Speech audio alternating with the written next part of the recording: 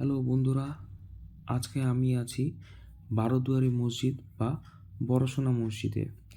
বারোদুয়ারি মসজিদ বা বড়সোনা মসজিদ মালদা জেলার গৌড়ে অবস্থিত। মসজিদটি মালদা থেকে দক্ষিণে 12 কিলোমিটার দূরে রামকেলিতে অবস্থিত।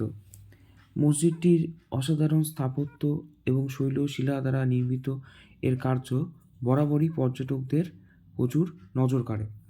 মসজিদটিতে 12টি দ্বার আছে, সে কারণে এই মসজিদটির নাম হয়েছে বারোদুয়ারি মসজিদ। এখানে গেলে আমরা দেখতে পাই মসজিদে 12টি দ্বার নয়, রয়েছে প্রকৃতপক্ষে 11টি দ্বার। হয়তো আমার যেটা ধারণা, একটি এন্ট্রি গেটকে কাউন্ট করে এর নাম হয়েছে বারোদুয়ারি মসজিদ।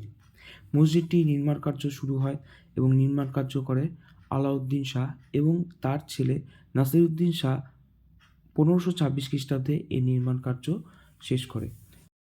মসজিদটি মালদা জেলার অসাধারণ শিল্প ও স্থাপত্য বহন করে চলে।